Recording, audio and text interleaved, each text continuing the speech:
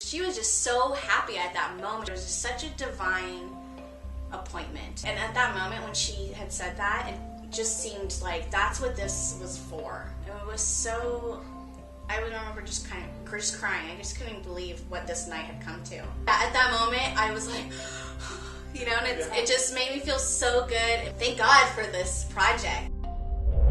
So what did you do for the first phase? So the first phase was to $2. And I was like, what am I going to do with $2? You know? But then I was able to, I was understanding that there was a lot that I can do with the 2 hours. I saw the opportunity and was like, oh hey, that's kind of just what happened. My family and I were all out down in Balboa. We were going to go on the W boats. There was an older couple that was there. They had parked, you know, and you needed money for the meters.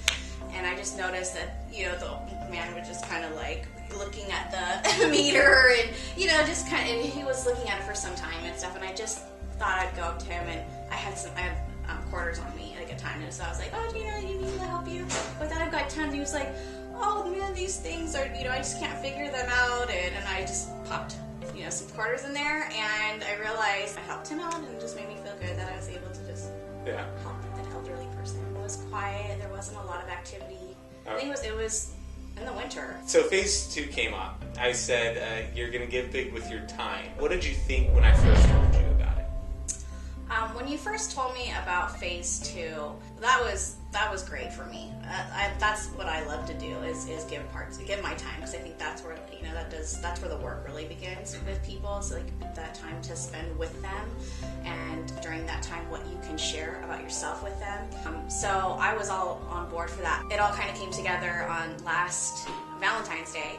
I was in class, and it was my final for my psychology class, and I was like really stoked to be done out of that class early. It's Valentine's Day, and I was not thinking of the challenge at this point. I was just felt really moved at that point to call a friend or just spend some time with someone, because I still had a few more hours, you know, in the evening. I made a phone call to one of my girlfriends, and she didn't answer, and it was funny because I was driving home, and I thought, gosh, I wonder if Dave is in the parking lot. He's a homeless guy that I'll sometimes go and see, and like we'll go buy him some groceries, or, you know, he's always just hanging out in the parking lot. And I was like, well, maybe I can make his night, you know?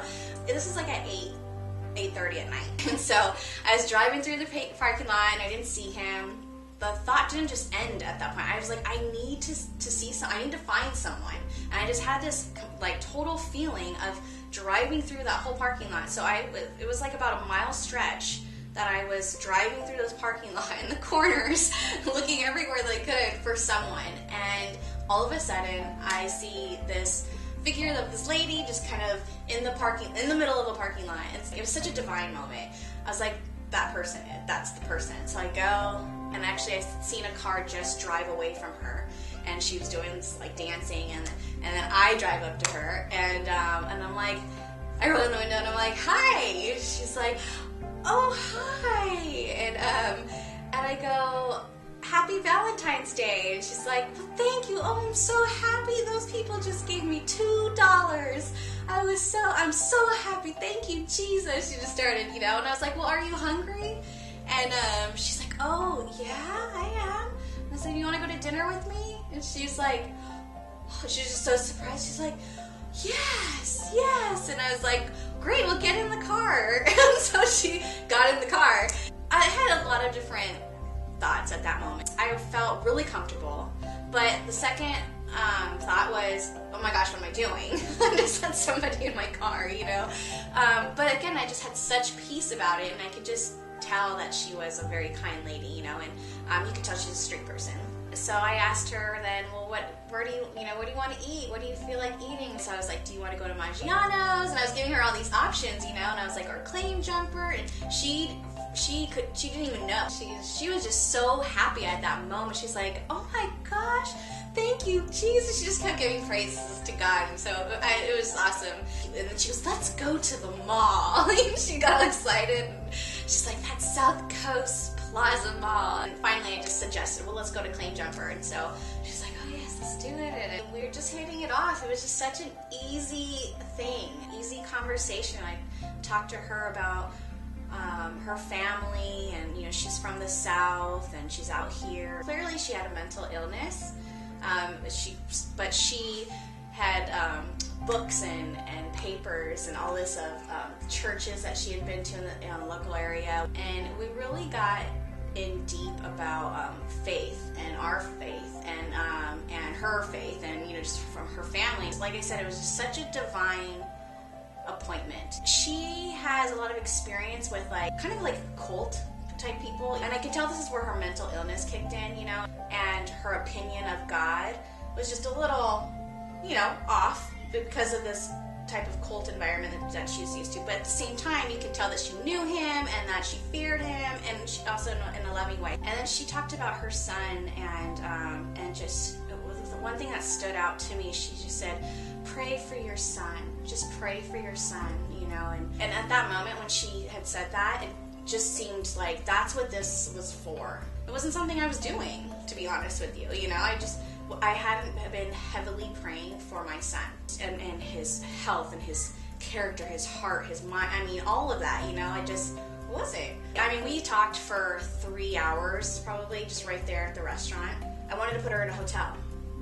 She lives in Lake Forest, and I didn't want to drive her home to Lake Forest, but I didn't want to end the night and just be like, bye, go back to the street. I just didn't feel good with it. But she actually didn't want to go to a hotel room, and she said that she can take a bus over to a place down in Anaheim, an IHOP, and they let her stay there through the evening, and just sit at the table, and she'll do some reading, and then she'll take a bus back home. So, okay, I can do that. She told me to take her to a bus stop, and so I did. Again, we just sat in the car for maybe another 45 minutes to an hour.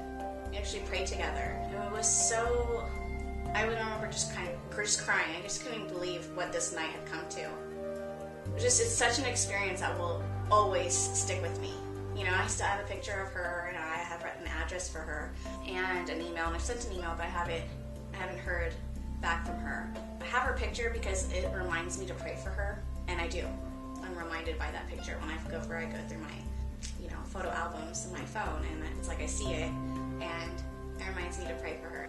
What do you think you were for her that day? I felt like I was just God's hands giving her a hug, letting her know that she's loved. She was just so taken back that I was just some stranger.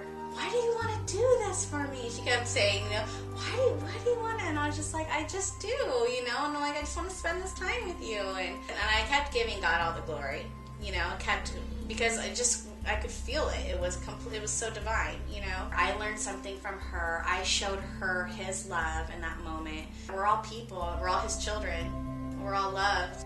She's completely content with the lifestyle she chooses. It's about giving, ultimately. Right. So, right.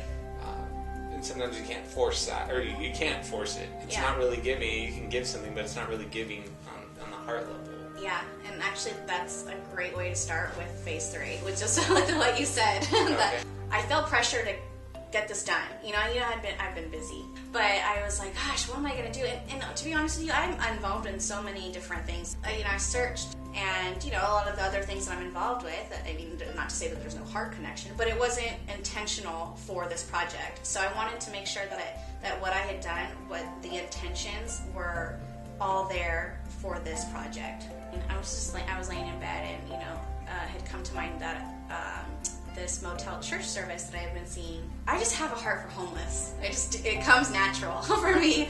And what this ministry is through Saddleback. They have people who are leaders and bringing church to a motel. And people who live in these motels all throughout Orange County, there's 6 people per room. They don't have credit. They can't make. They don't make a lot of money. They make their money off of recycling. Basically, they're homeless, but they have a roof over their head because they're making it work. And they're in these crummy hotels. I called my friend Ryan and was like, "Hey, I want to be a part of this ministry. I have got some money that I want to be able to donate. What do you guys need?" maybe some children's Bibles, maybe what do you need? I want to know. And his response was, why don't you come? And he's like, come spend a few times with us, and that way you can see what the need is. And I was like, okay. It was great. I got there and they had Bibles. They had actually everything because the church provides it. So I just kept coming back. And every time I came back, I brought milk and juice, or like pick up some breakfast burritos and take that with me, because we feed breakfast on those breakfast mornings, and a lot of times Ryan gets small groups to volunteer, and that would feed about 30 people. I did it for about 6 weeks in a row. Then it came to a point where Thanksgiving was coming up. I thought, all right, here's going to be the big, the big finale. And I had made some really great friends with the community there. And I thought, well, let's do something a little bit more special. A lot of them had shared that they would love to be able to cook. These are people in their 50s, 40s. They would give anything to just be able to cook their meal. So they canceled on me. I had bought in all the food to do. But that's okay, because I got my family to serve these people at the motel with me, which is a huge deal because we've never served together as a family. My mom and I made green bean casserole, sweet potatoes, and there was a big crowd, and it was just nice to have my family serve with me, and for that community to meet my family and just be family. With them. It was great to break bread with them. I mean, literally, like they're like a second family to me, and I still do go. I go every other weekend now. Ethan, he's been a part of it too, and he's become friends with some of the kids there. For Halloween, I wanted to take one of his old costumes and take it to Jordan, one of the kids. And Ethan had saw that I had it in the car, and he's like, "Mommy, why is my Plex costume in the car?" And I didn't want to tell him. And so I was like, well, babe, we're just going to let Jordan borrow it, okay, for Halloween, and then we'll get it back. And he goes, no, Mommy, I want to give it to Jordan, and he can keep it. At that moment, I was like, and it just made me feel so good. And it was great, all just for that one moment. It's just all been worth it, There's a lot of giving that came out of just that $100. There's giving in so many different other ways, you know what I mean, that came out of it. The milk and orange juice weekly. Whatever wasn't finished, I actually would take up to people's rooms. I would go take the gallon of milk to, some of the people who had babies. So that was all the time, giving the milk and the orange juice every week. Ethan and his costume, giving away his Plex costume. My family giving up their Thanksgiving plans to serve on Thanksgiving. Giving my time, becoming a family with them. I have a big heart for people who, are struggling, and especially in a motel, because I remember when I was in my addiction, I remember sitting in motels like that. So it's like, now I get to go to these motels and share my love with people. And just to see the 180 from when I used to hang out at these motels to now, like, how I hang out at these hotels, Can you share with others that may do this project in the future some of your thoughts, maybe some tips? It's just cool. It's cool stuff. I was excited. I was, honored that you had asked me. I just felt that it was going to be a good experience. It was exciting to just know that I was going to be a part of something. I'm not going to lie. There was times where I'm like, oh, I've got this project, I think it's because I felt bad I couldn't meet your timeline. But that's just because it's been such a year for me, just with the ton of changes, that was just been going on in my life. Thank God for this project. This is definitely a project that is not going to only make an impact on someone's life, but on your own. And it's whether you are spiritual or not spiritual, it's always great to be able to come into someone else's life and just make them smile for a day. It's all worth it. Every moment of it is completely worth it. So I would definitely take on the challenge, and within a year, you can see how much you've grown from the experience that you have experienced throughout that year. Giving.